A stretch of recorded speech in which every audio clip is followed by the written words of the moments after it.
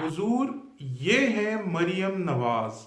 और अब Chaudhary sugar mills case में नैब ने इनकी जमानत को खारिज करते हुए लाहौर हाई कोर्ट से दोबारा राब्ता कर लिया है।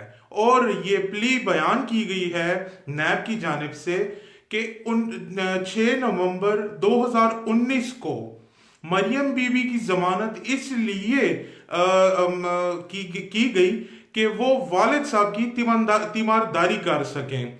अब हुआ कुछ यूं कि 6 नवंबर को इनकी जमानत मंजूर हुई और फिर 20 नवंबर को 2019 को नवाज शरीफ साहब जो हैं वो इलाज के लिए लंदन चले गए।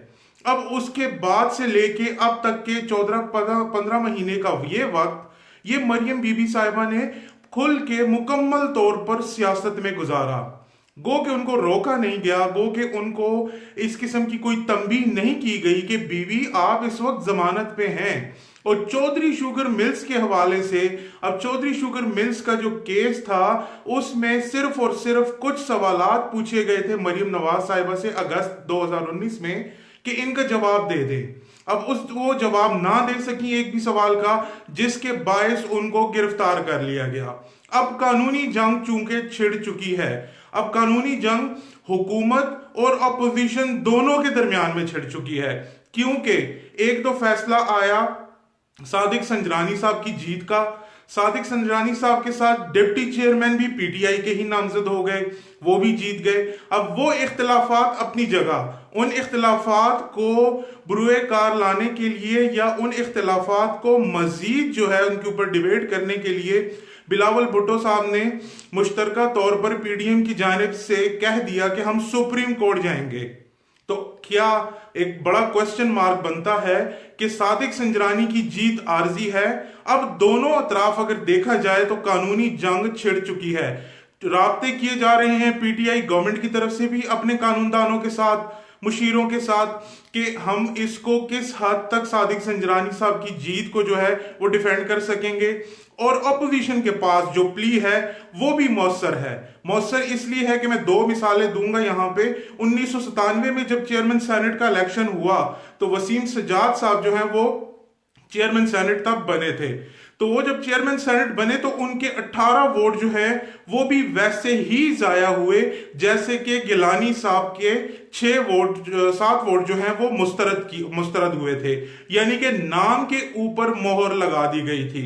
अब इत्तेफाक समझिए या जो भी समझिए कि जब चेयरमैन सेनेट वो मुंतखब हो गए 18 वोट रिजेक्ट होने के बाद भी, तो डिप्टी चेयरमैन सेनेट जब उसी वक्त कुछ घंटों के बाद इंतखाब हुआ उसका, तो डिप्टी चेयरमैन सेनेट के लिए भी 18 ही वोट जो है वो रिजेक्ट पाए गए। तो उस वक्त वसीम सजाद साहब ने अपनी अथॉरिटी का इस्तेमाल करते हुए ये कहा कि वोटर की इंटेंशन, उसकी नीयत थी कि वोट इसी को दिया जाए, इसलिए उन्होंने उसी नाम के ऊपर मोहर लगाई, लिहाजा ये वोट सही तस्लीम किए जाते हैं। अब ये तो एक मिसाल थी पार्लिमानी। दूसरी में आपको अदालती एक मिसाल देता चलूं कि 2003 में मियां मोहम्मद सोमरो साहब जब चेयरमैन सेनेट बने तो 5 वोटों का डिफरेंस था। 5 वोटों का फर्क ऐसे ही था जैसे नाम के ऊपर मोहर लगाई गई। तो उस वक्त 3 रुकती बेंच के जो जस्टिस अब्दुल हमीद डोगर साहब थे, उन्होंने यही वर्डिक्ट दिया कि नीयत इन वोटर्स की थी, लिहाजा नाम के सामने अगर स्टैंप लग गई है तो ये वोट काबिल कबूल है।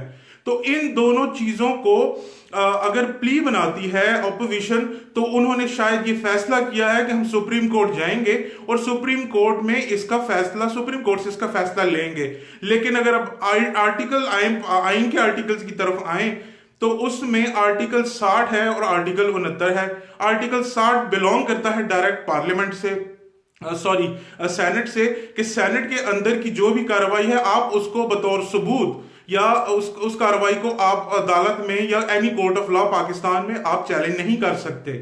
अब आर्टिकल 69 जो है, आर्टिकल 69 में आपको याद दिलाता चलूं कि वो आर्टिकल जिसके तहत मियां नवाज शरीफ ने पानामा केस में ये कहा था कि हुजूर ये है वो जराए जहां से मैंने पैसे कमाए, तो ये वो आर्टिकल 69 के तहत उन्होंने अपने आप को सेव किया था। अब पार्लियामेंट के अंदर जो भी कार्रवाई हुई वो अदालत में चैलेंज नहीं की जा सकी उस वक्त। लिहाजा मुख्तलिफ और प्लीज को मुख्तलिफ और ग्राउंड्स के ऊपर जो है वो नवाज शरीफ साहब को जो है वो किया गया।